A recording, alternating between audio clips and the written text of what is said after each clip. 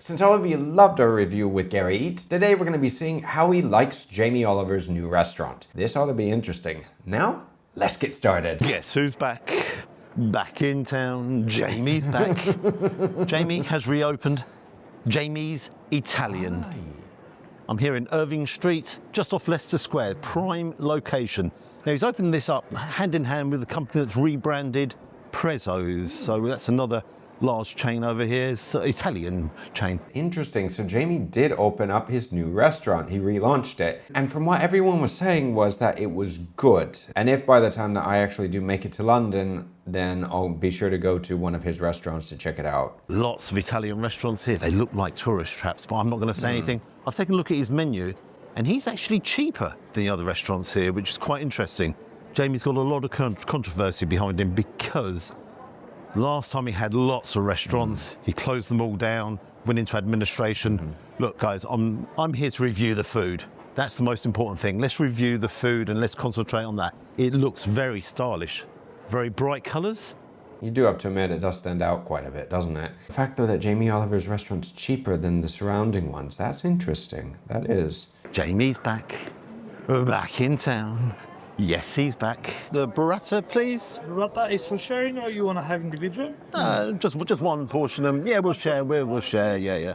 Now, for all my fellow Americans, if you ever come over to Europe, you're going to notice real quick that in a lot of countries, people love to eat outside. They love to eat on the terrace. They love to eat even on the sidewalk where you have cars going by because they want to be outdoors. The problem with the UK, with England especially, is that it may not be a good idea to eat outside all the time because it rains a lot. So if you do go to England, especially London, and it looks like it's going to rain, chances are it's going to rain. I'll have your garlicky prawns, please. Seconds here. Yeah.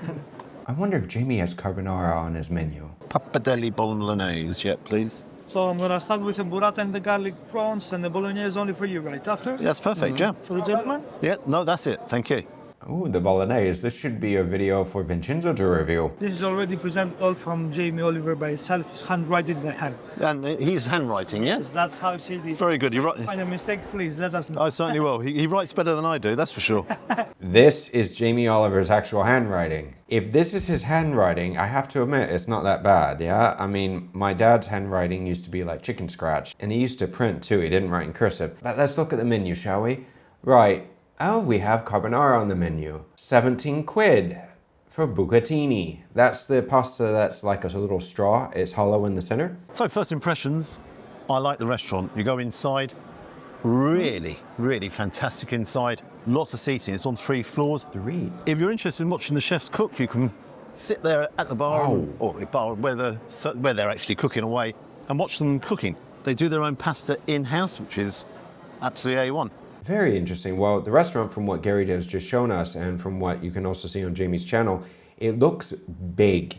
Like 3 stories. I didn't know it was that big though. That is massive. And the nice thing is, I love it when you go to a restaurant and they have an open kitchen to where you can actually see how the chefs are working, because then it's also harder to hide the little mistakes in the kitchen, yeah? Interesting though, the bolognese is Mentor Gennaro's signature slow-cooked beef and pork ragu. Comes with parmesan as well. Price-wise, it's up there. That's £17. It is up there. However, we're in a touristy area. You've got to bear that in mind. You know the interesting thing, just by looking at the menu right now, at least for the pizzas, the price for a marinara or a margherita pizza is around the same price that it can be for a few places in Barcelona. If you come here to Spain and you go to Barcelona, any other big cities, expect to pay around 15 to almost 20 euros for a pizza. I'm not joking.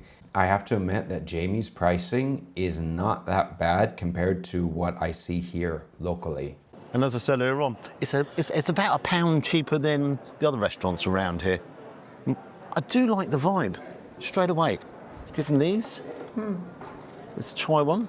So it's pasta. Sure, place for you here. Fantastic. Thank you very much. Enjoy. Cheers. Thank you.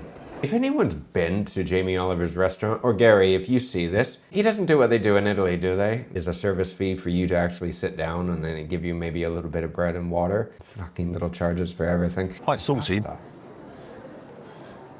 Take a look. Quite a hint of spice going on. fried pasta. They're a bit dry. Huh? Water required. Not a major fan. However, complimentary. All the tables have got them.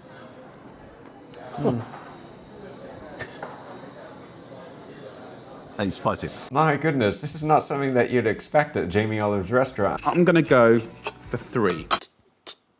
Just 3 chili for your curry. Hi. When Gary went to Uncle Roger's restaurant, okay, I mean, it's Malaysian, you would expect it's going to be a little spicy, and it was.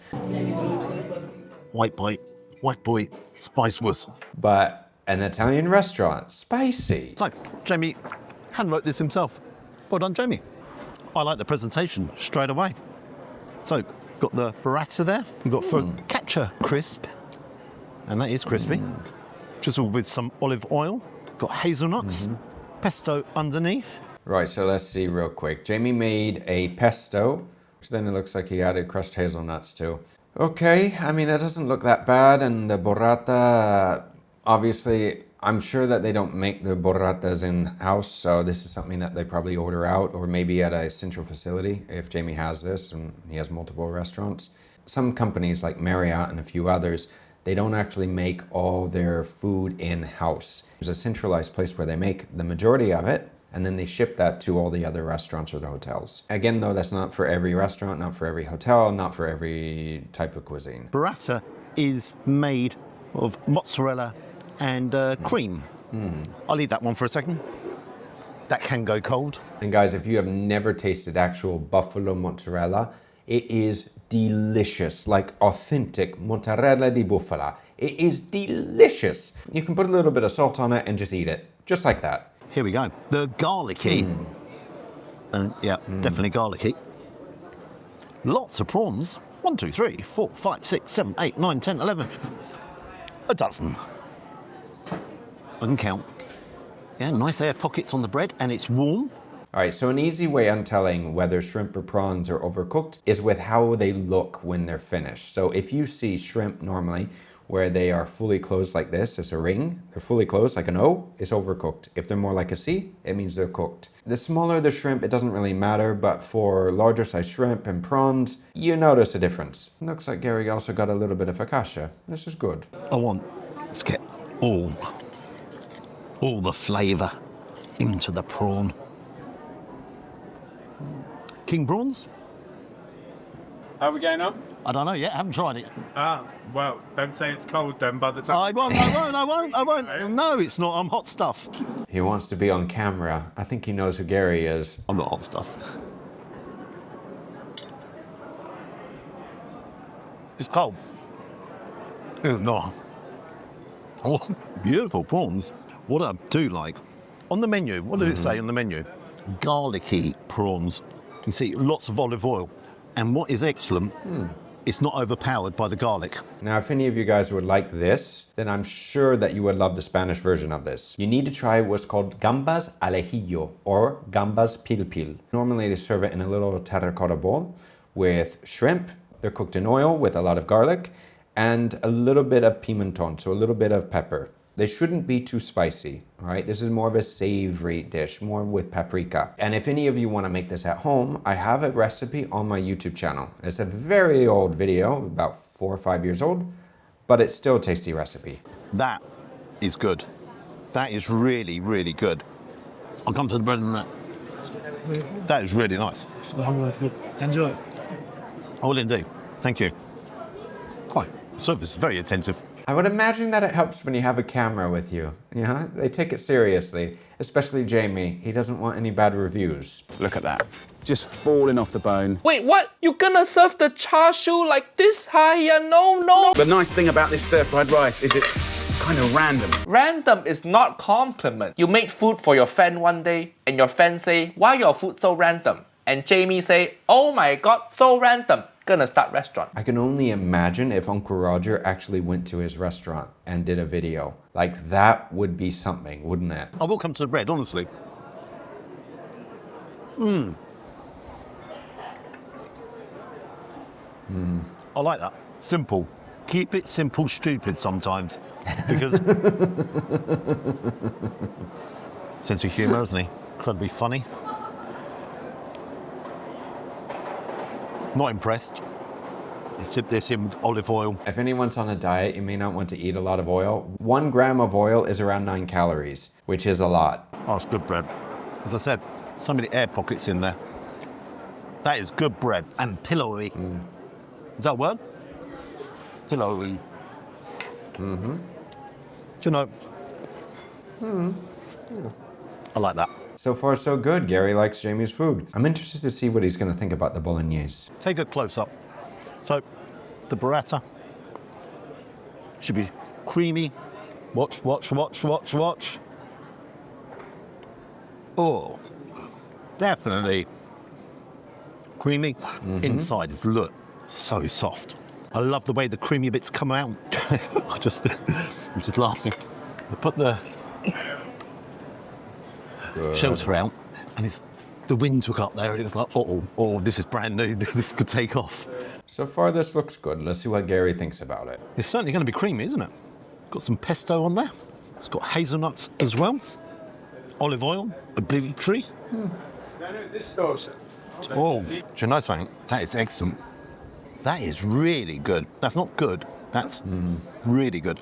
I love the pesto. The thing is, though, with this dish, with the burrata and the pesto, more than likely Jamie actually has the kitchen make this in-house. Hopefully it's not the canned version of Jamie Oliver's stuff. He actually sells the sauce in a bottle. He sells all the sauces everywhere. I'm really sorry to say it's up there. I'm not actually sorry to say. I'm happy to say. Both excellent. But it's the creaminess.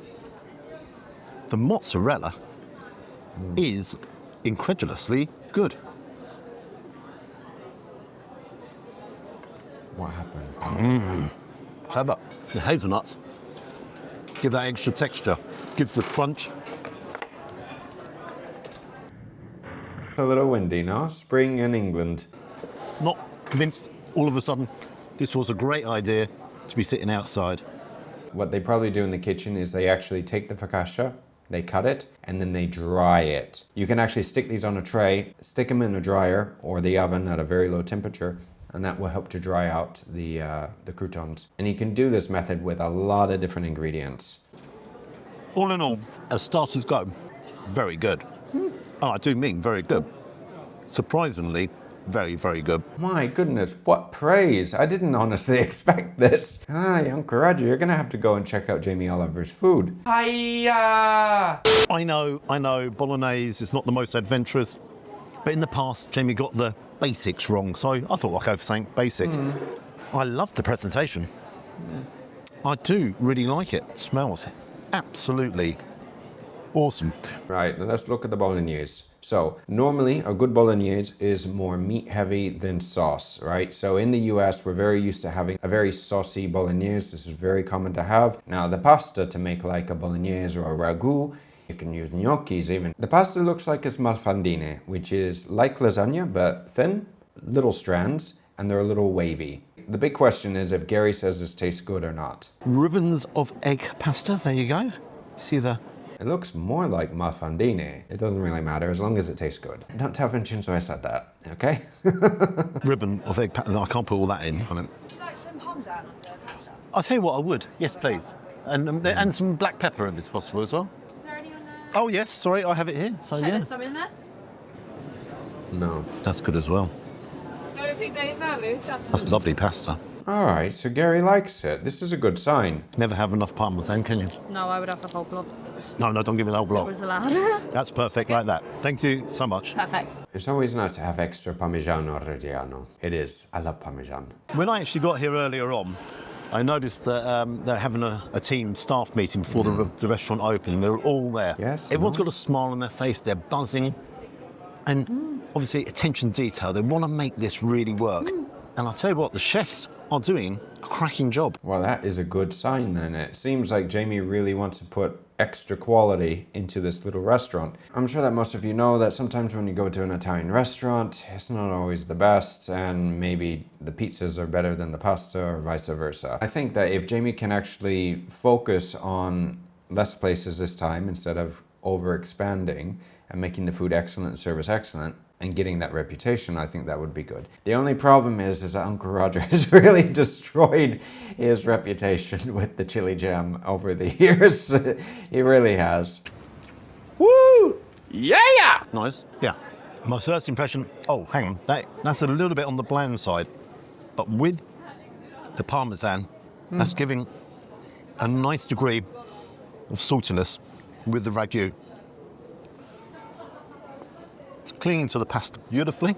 You know what Jamie needs to do? He needs to invite Uncle Roger over to one of his places, invite all of us to be there and actually judge the food, and then have like a little cooking competition. That would be good.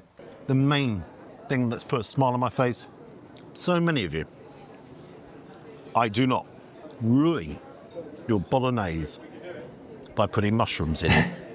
You ruin it. Do not put mushrooms in a bolognese. That is a crime. The funny thing is that when you go to Italy, and depending on the place that you're actually going to go to, they will have differences with their recipes. In some places, the recipes may be a little saucier than others, and others, they will actually use other ingredients than what you would normally use. But the one thing is that this sauce does look more like a ragu that I would see, or the one that I had in Napoli. It doesn't mean that it's the same, but it does look similar to it. £17. It's all the money. Not bad. It's all the money. Location, location, location.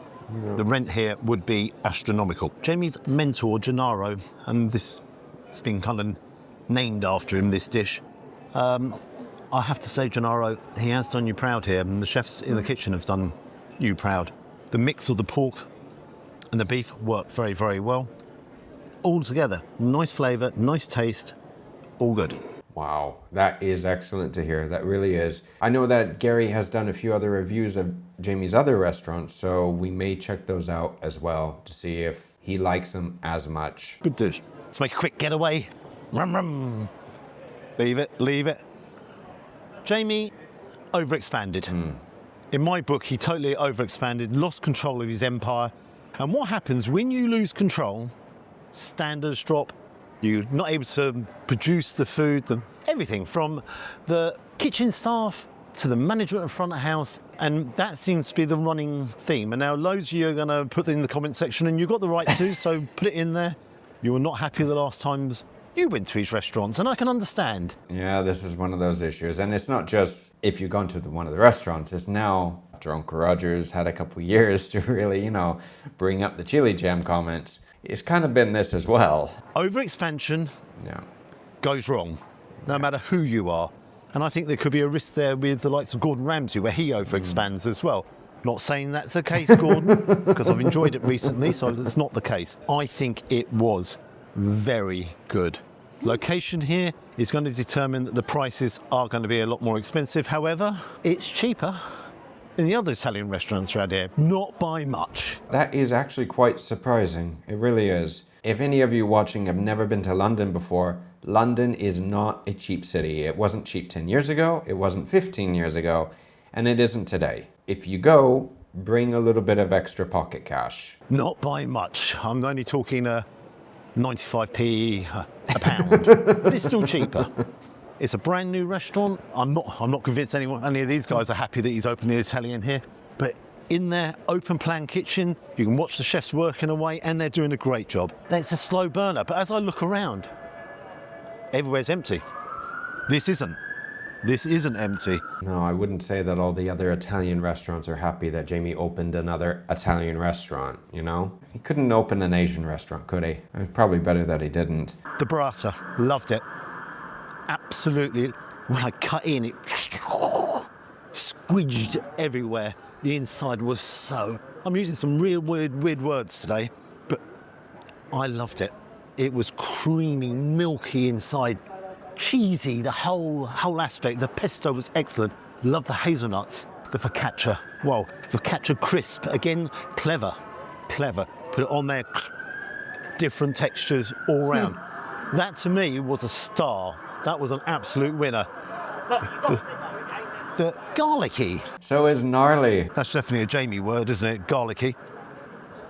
Again, 12 prawns, king prawns, olive oil, nice bit of garlic. And again, with garlic prawns, they can just overpower the situation. You can tell that he liked it, no?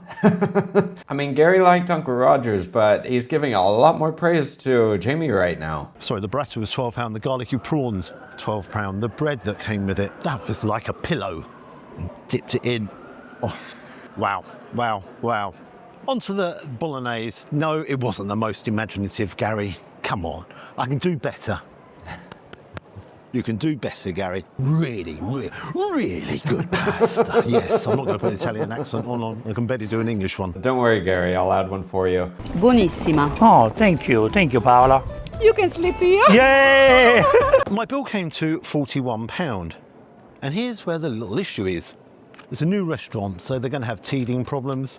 Service charge, 12.5%. My maths isn't particularly good, but I know 10% or £41 is £4.10. So 12.5% can't be £3.63. I did actually. Now the only question is, how good is the carbonara and the pizza? And Gary, you're gonna have to go back to make another video. Or maybe when I'm in London. If you've been here, well done, because it's only just opened, so I'd be surprised if you have. If you're in Leicester Square, give your eyes a treat. I think it's actually doing a good job. It's better than some of the tourist traps that are around Leicester Square. There's no doubts about that. I have to admit that that was another excellent review of Gary's. And if any of you guys have been to Jamie's new place, please let us know down below if you agree with Gary's recommendation for that restaurant. Be sure everyone to go over to Gary's channel and say hi from me. And don't forget to check out our next video here, and I will see you guys again soon. Don't forget to hit the subscribe button and like the video, and until next time everyone, take care.